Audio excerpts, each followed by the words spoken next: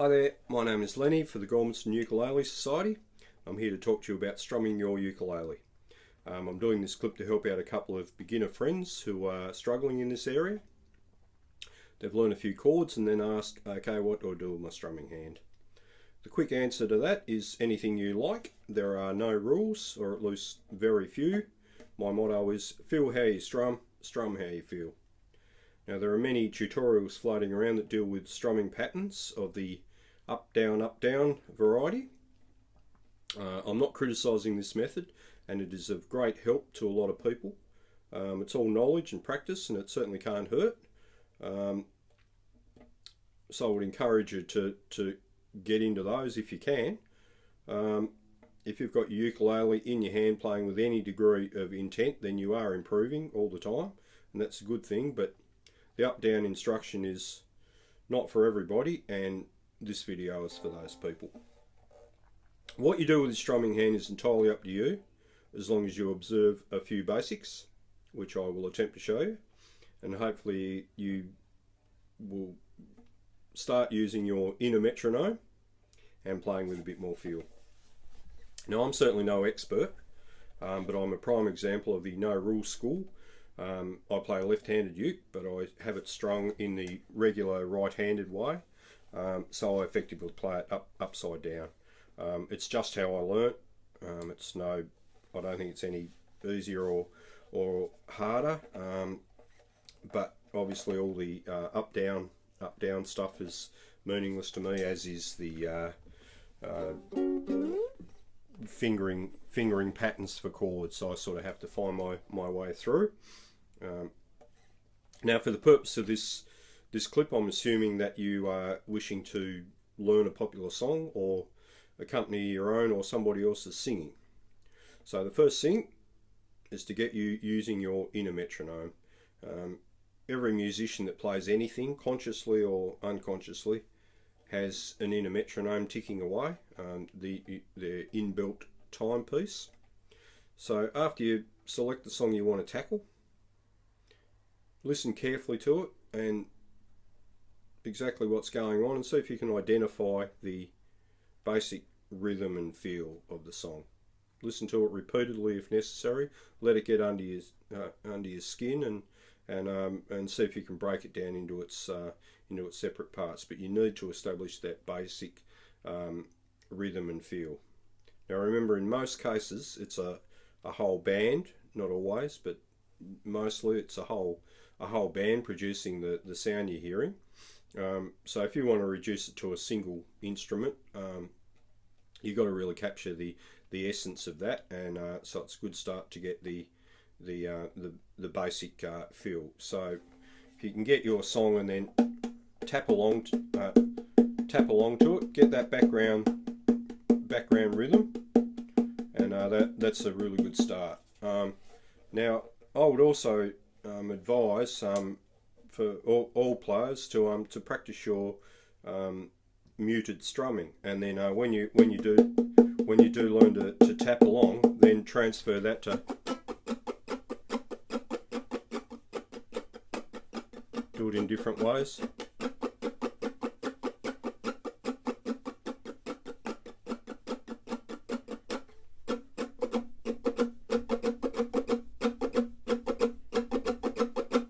If you practice that each time you sit down for a bit of a play, in no time at all you're well on your way to learning how to strum. And many of the basic strums that you'll do, you'll just be playing. Your hand will be sticking with that basic strumming pattern, but you might be only playing certain striking the notes on certain notes during that pattern, just playing part of it.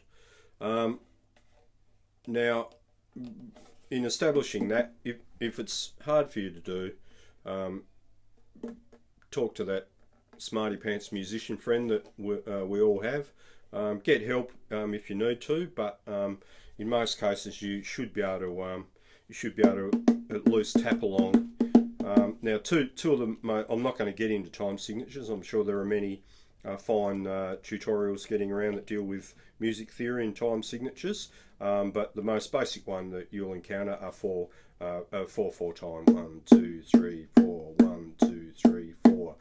4 beats to the bar, and in that case quarter notes. If you made them eighth notes, it would be 1 and 2 and 3 and 4 and 1 and 2 and 3 and 4. Now that is a straight fill. 1 and 2 and 3 and 4 and 1 and 2 and 3 and 4 and 1 and 2 and 3 and 4.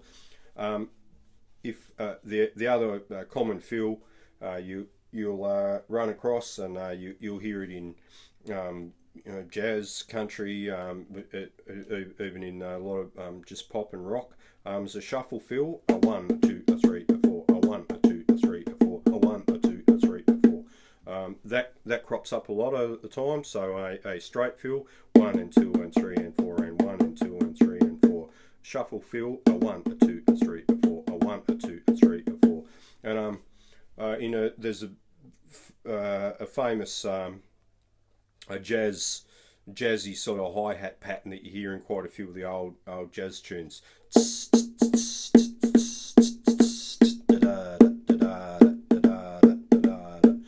It's a shuffle feel, and the background rhythm to that would be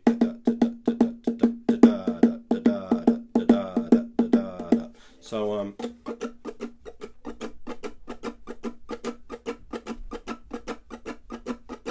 now if you get the hang of those two basic ones and transfer it to some muted strumming, you're well on your way.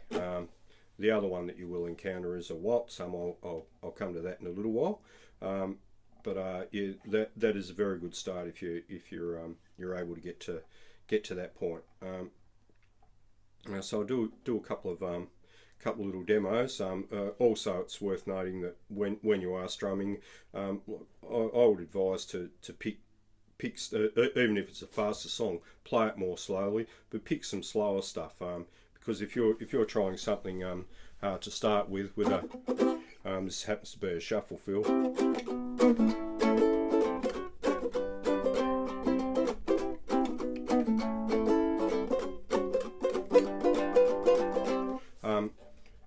It doesn't give you much scope you've really got to be more specific in what you strum. Whereas if you were playing something a bit slower, you can take your time and do what you like.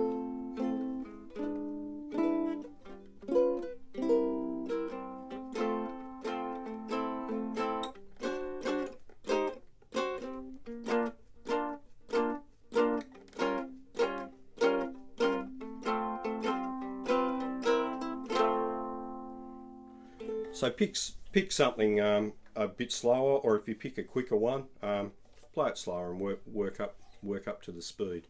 So one I thought a pretty universal one I could use for a bit of a demo is Stand By Me. If I can remember the chords to it.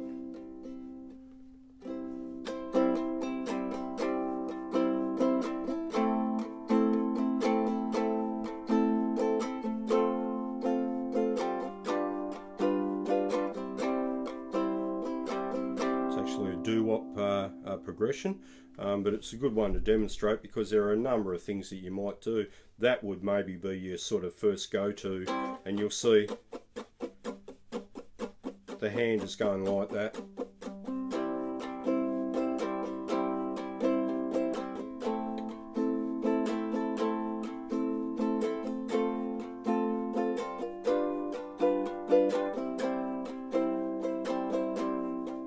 But you might also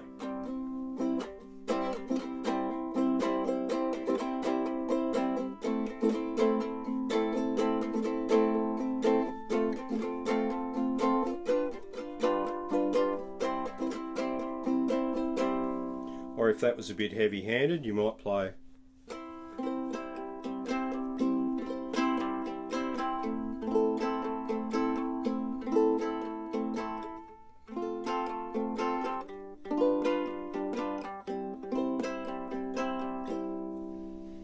that doo-wop feel, or again you might it might be something like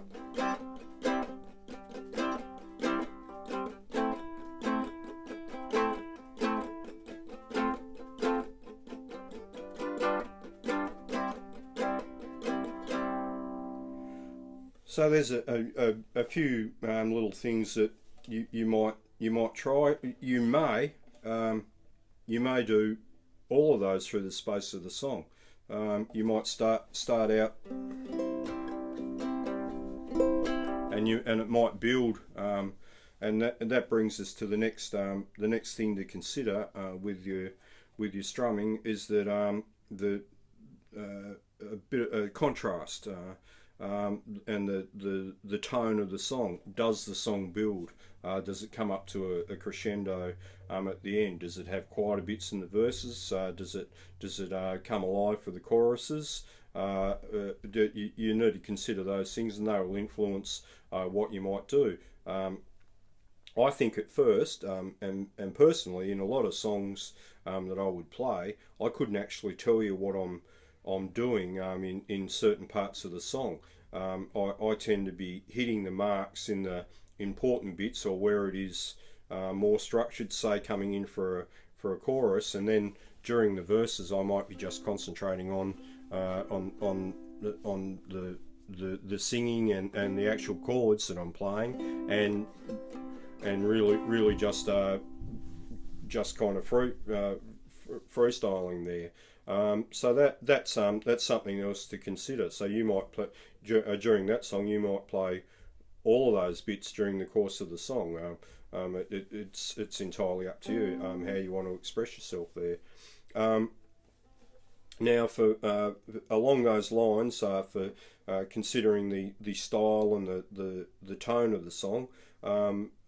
Also the lyric might be an influence, and a good example of that is say Johnny Cash, some Johnny Cash country songs.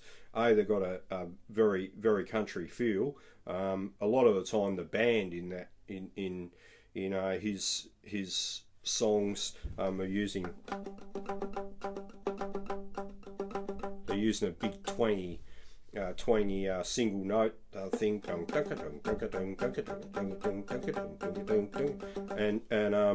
to give it that feel. But the other thing is a couple of his big hits refer to a train, Orange Blossom Special, Folsom Prison Blues, and they refer to a train. And a very common country strumming pattern is that.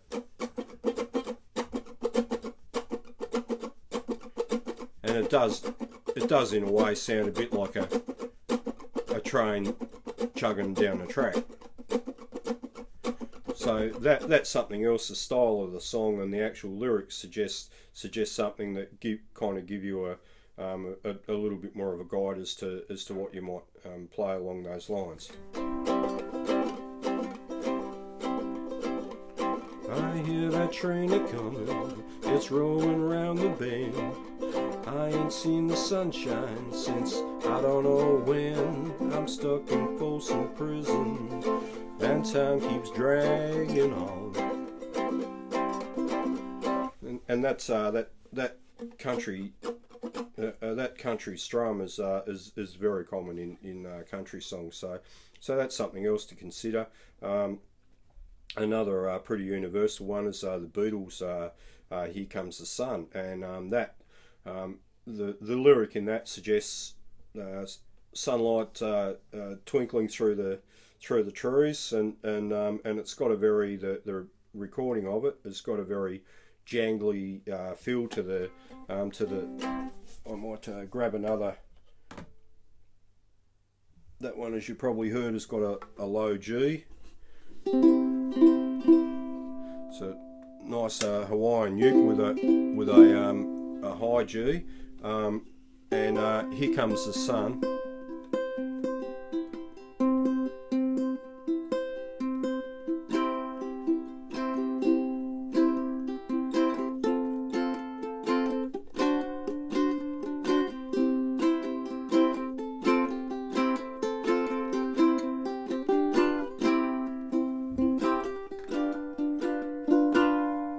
Now that's another good example of where the lyric and the style of the song really suggests what you might do. So in that one you might be hitting the marks where it's really important, and the rest of the time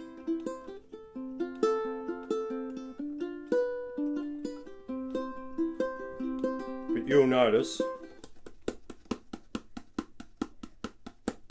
here comes the sun, doo -doo -doo -doo. Here comes the sun. So if I'm doing little arpeggios,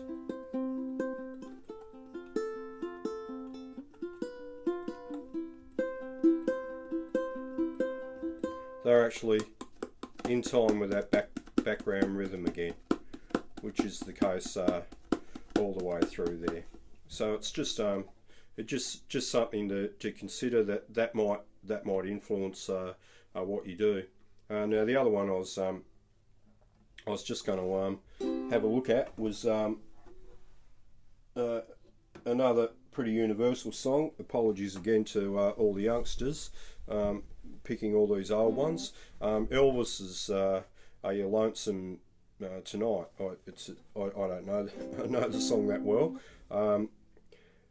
It's a 3/4 time, so it's got a shuffle feel as a background rhythm,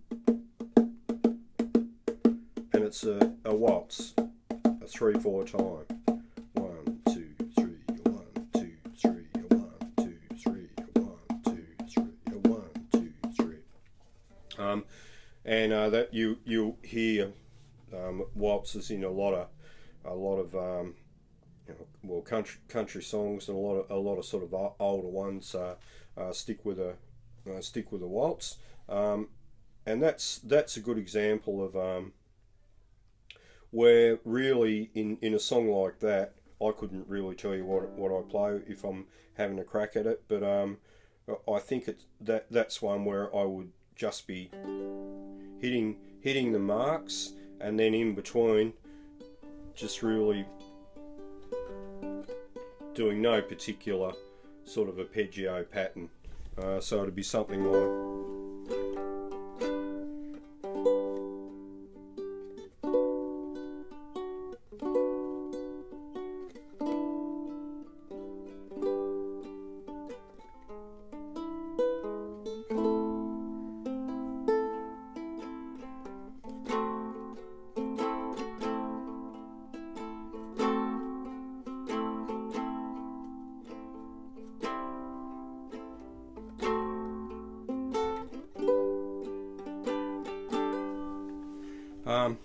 so that's a classic one for that.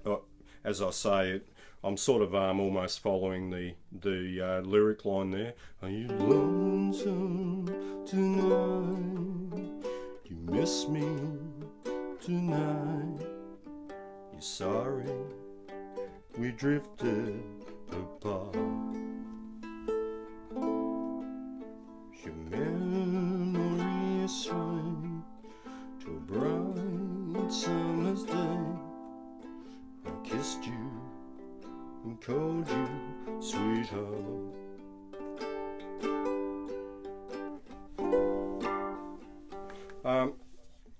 So yeah, that's another one that's where you really, it's because it's nice and slow, but all the time, even that arpeggio,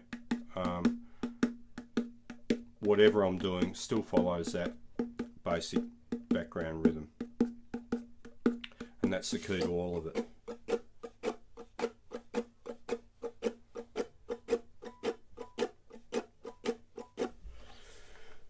So that's about it for now.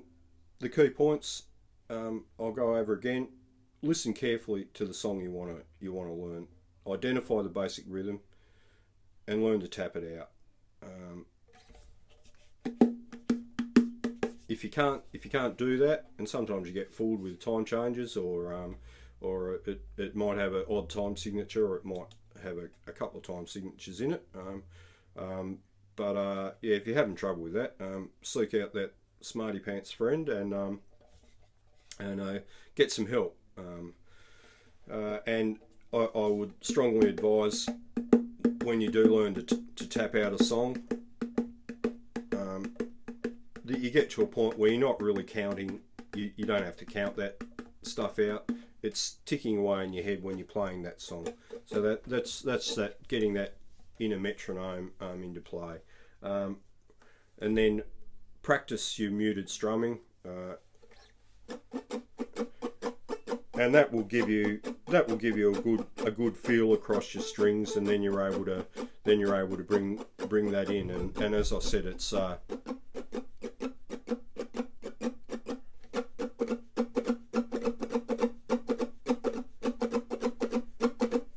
doo-wop thing.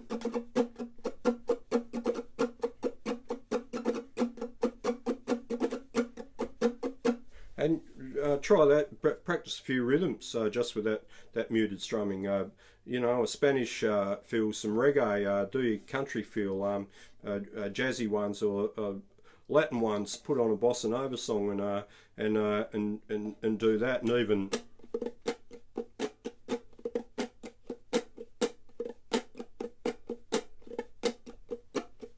gives you a good feel on your strings.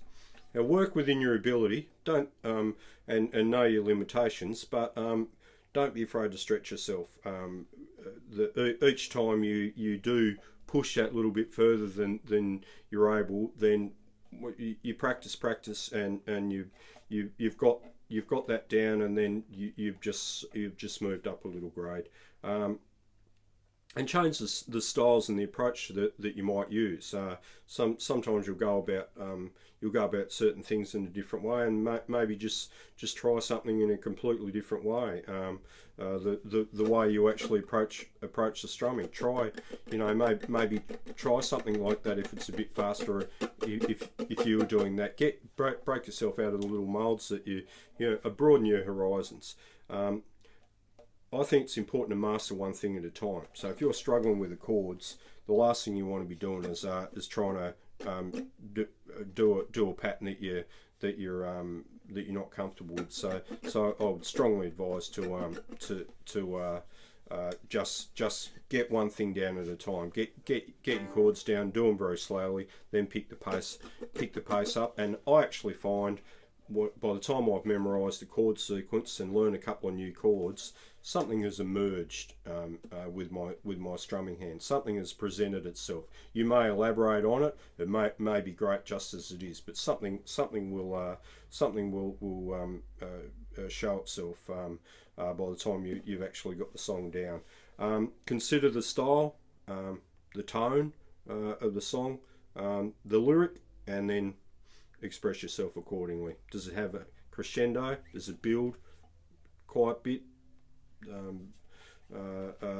noisy bit, fast bit, and consider some contrast. Sometimes you're chugging along, and songs that stop dead are the perfect example of that. Sometimes when a song stops, when it all kicks back in, it sounds great, and it can sound great if you're just doing one, you know, doing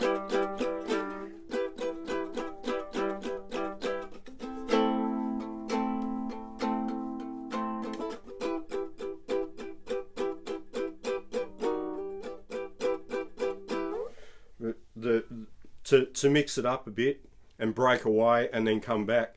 That's what contrast is all about, and that'll give you your songs all the colour, all the light and shade that you might want. Practice. The more you pick it up, the quicker it comes to you, and the better you'll be. And then when you do get something down, then make it your own. It might be in a certain style, but you might want to change it. There really aren't any rules.